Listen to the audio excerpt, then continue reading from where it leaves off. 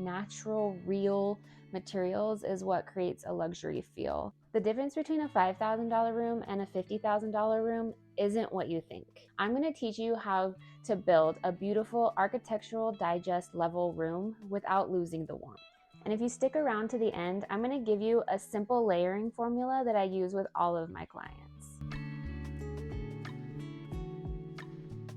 Okay, first is the problem, the Hobby Lobby era. This farmhouse trend that was so popular, it's maybe been over for a couple years now, but I feel like there's still this like lingering of like all of the wood signs and the overly fake distressing and super matchy decor, just really farmhouse, but not like with soul done well farmhouse, just fake distressing, I guess, and too many wood signs. It went overboard, and there's nothing wrong with farmhouses. I love a beautiful farmhouse, I truly do. But when there's just so much going on and you don't have a lot of depth, like it's just a wood sign and wood sign and wood sign, and everything is kind of the same tone, and your layering looks more like clutter than like intentional layering. It just loses the soul that is the intention of a farmhouse. And really what creates a beautiful home is like very intentional layering. It's not just thrown together, like patterns and textures. Everything is really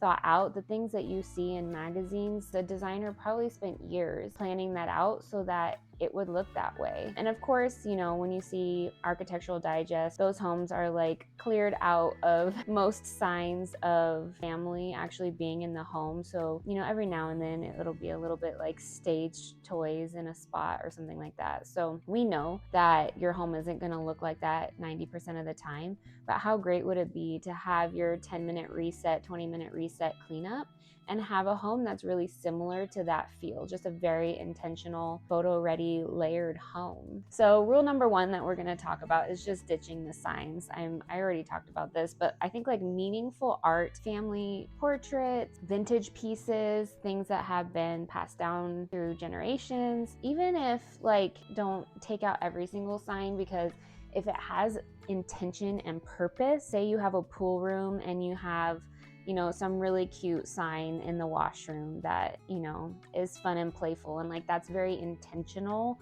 But if you walk into your living room and there's just a bunch of signs to like have decor, but it doesn't feel like there's real purpose to it, that's where it just gets overdone. And so generally speaking, I'm going to say just get rid of all the signs, because unless you know very intentionally that this is perfect for this space, it has a purpose, there's maybe too much blank space and you need to fill. We'll talk about blank space a little bit later on as well. We just don't want to overdo it. We don't want stack sign on sign on sign on sign. Yeah, let's talk about the blank space. Let's talk about it right now. I don't want to talk about it later. I think that's the other thing too, is like we're afraid to have just like space on a shelf or on our walls, and space is beautiful. Like you can breathe when there's space, less overwhelming, it's more calming when there's space. When you have like a maximalist design, which is what we call when you're just layering and layering and layering, I would really hire a professional for that, because unless, you know, you're just naturally apt to it, in which case you're probably not watching this video. It's really hard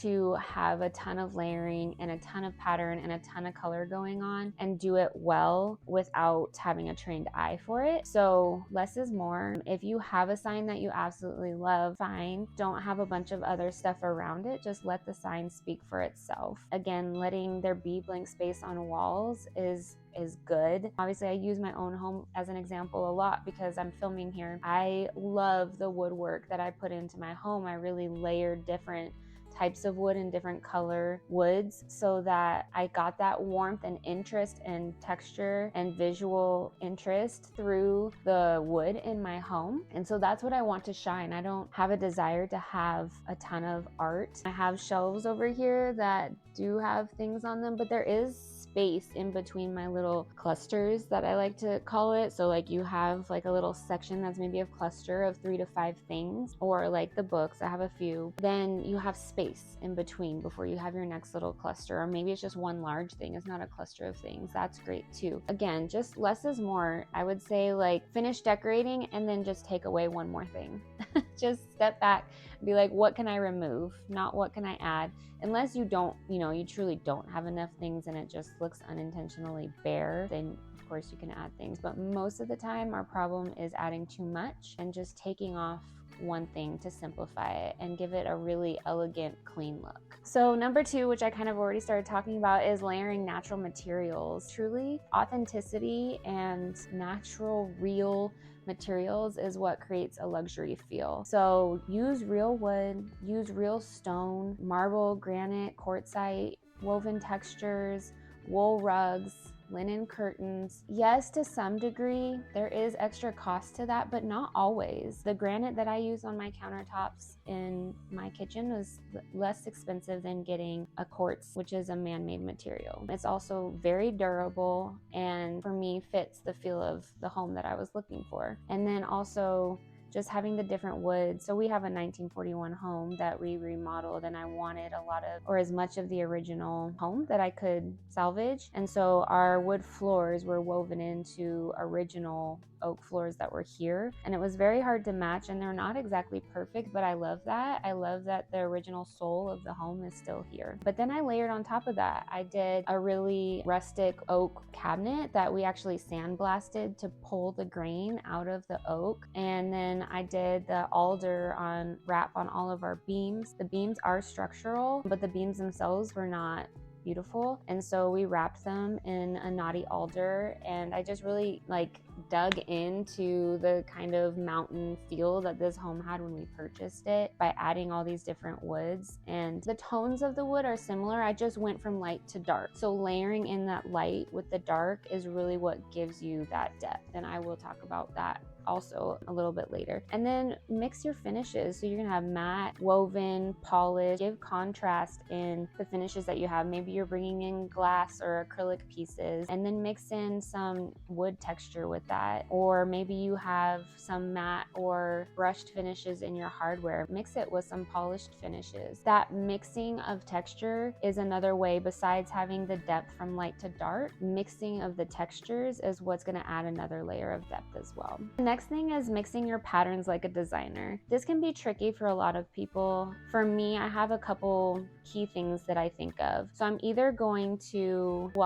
mix small prints with large no matter what. So if you have 2 types of floral on floral, have a small floral print with a large floral print, and that will help keep them from competing with each other. And the other thing that you can do is very intentionally opposite patterns. So have a stripe or a plaid with a floral. So then you're not competing, and then make sure that the colors and the tones within those 2 are the same or similar, so that then they're not competing that way either. So you can have 2 different patterns, but if they're different sizes or completely different types of patterns and they have the same color palette, that's how you blend your patterns together really well. So I talked a little bit about it earlier, but I'm gonna go now more into depth about creating that depth with color. Even if you like neutrals, the way that you do this, like I described and I did in my own home, is going from cream to black. So you're gonna have cream, beige, brown, and then black, and that's how you're gonna get your depth, even though you're all in the neutral zone. You can do this with any color. You can do this with pink to red, you can do it with a light blue to a navy, and it doesn't have to be all the same color. If you like having different colors, that's great too, but just make sure you have some lighter tones and some darker tones, because if everything is a mid-range tone, things will fall flat. What's really popular right now is color drenching, which I absolutely love. So your whole room, ceiling, walls, trim is all going to be the same color. Yes, do that. We like that. Then how do you add the depth? Because everything is the same color, right? So what you're going to do is you're going to bring in with your decor pieces and your furnishings and your rug the different layers of tones. So if you have a dark wall, bring in some lighter colors with pillows and rugs or your furnishings. Let your decor have a mix of light and dark in it so that it plays into that. If everything is just that one tone, it will be so boring. Your eye is gonna just not relax because you're not gonna be able to differentiate the couch from the wall, it's just gonna, everything will just blend in. This is how we create warmth. This is how we create depth and that lived in feel that everyone loves. Like, these are the tricks that designers use in order to do this in your home. So you don't have to be a designer to do it. You just have to understand these basic principles of layering the different tones, right? Light to dark, light to dark. Just keep that in mind as you're doing this. Oh, the other thing that I wanted to mention is, so another key thing, like, so if you're thinking light to dark, think of it as like a gradient. So I don't know if you've ever seen that, but we'll put one up here. So if you go from like white to black and then you see all the different grays in the middle, that's kind of what you want to use as your palette, especially if you're color drenching a room and you want the whole room to be blue, right? Say for whatever reason, you just want a blue room, or like, let's talk neutral, like you want everything to be creams and browns. Great. It's not a problem, it is doable, but you have to go from that light to dark in order to get the depth. Now, again, you can have, other colors in there, but even within that, you want some lighter tones and then some of the darker tones and then a few of the mid-tones as well. Okay, so here's our simple layering formula. You're gonna start with one natural anchor, which is a wood, maybe it's a stone. For us, it was oak. Like, oak was everywhere in this house, and I chose it again for the cabinets, and so oak was the main focal point and the grounding material that I used for this house. Then you're gonna add either one woven or soft texture. So think of your rug. Oftentimes you want to start with your rug in design. Your area rug is going to be that grounding piece for your room as you layer your furnishings and decor on top of it. So having a real wool rug lasts forever, is indestructible. You can buy vintage, would be amazing, but if not, just let your rug be an investment. You won't regret it. And you can pull a rug that has all the color tones that you want to build off of, or you can have one that's just very neutral, but let that real wool texture be the soft texture that layers on top of your harder textures like your wood and your stone. Then you're gonna add a subtle print. So find your small print that you love. It could be geometric, it could be floral, it can be striped. Pull it in your pillows, in your window coverings. It can be in linens, like a tablecloth or throw blankets. There's so many different ways that you can bring it in, but you wanna make sure that you have some pattern, even if it's all in the same color palette, just to help add that interest and depth. And then you're gonna add one deeper tone for your contrast. So whether it's a dark wood furnishing, whether it's black trim. I have black windows in my home that are thick, prominent windows, and definitely a feature in this home. Pick what that is. Pick your one, and it can be more than one, but make sure that you have that dark element that brings you from light to dark. Maybe it's your walls that are darkening and you need to go the opposite direction. Make sure you pick that one light element that pulls and plays in that contrast. So really, if you follow that formula in every room, that is how your room is gonna really feel and look designed and not just decorated. It's gonna be very intentional and thought out. You're not just buying something off the shelf that you liked when you were at the store randomly. Everything that you purchase, like, you can find something that you love, that's great. Just think through, how am I using it? How does it fit into this formula? Is this something that is worth adding, or is it too much? Or maybe you bring it in, you really love it, but you have to subtract something in order to bring it in and have it make sense in the space. Just make sure that it fits into that formula of layering, adding the texture and adding the colors, adding the gradient, so that you're getting light to dark, that you're getting hard surface to soft surface, and that you're mixing your patterns properly and appropriately so that it's very intentional and it's not just thrown together. So if you're ready to elevate your home beyond what the trends are, start by removing what's fake and adding real materials, natural materials. That is going to give you that luxurious architectural digest feel in your home. And I have a ton of resources in my stand store that I will link here. There's some that are free that are amazing to help you get started on just finding bottlenecks in your home where things aren't flowing and functioning well. We always want to start with a base of proper function before we put the pretty things on top of it. And I hope this is really helpful for you. I hope that it gives you some inspiration to go through each room in your home and really make it feel intentional. You can start with just one space. You don't have to overwhelm yourself trying to think about your whole house. And if you do this and you have feedback for me, I would love for you to let me know in the comments. And if you have any ideas of things that you would like to see here, please let me know. I'm here to serve you and I want this to be helpful for you. So Thank you for being here. Subscribe if you haven't yet, and I'll see you on the next one.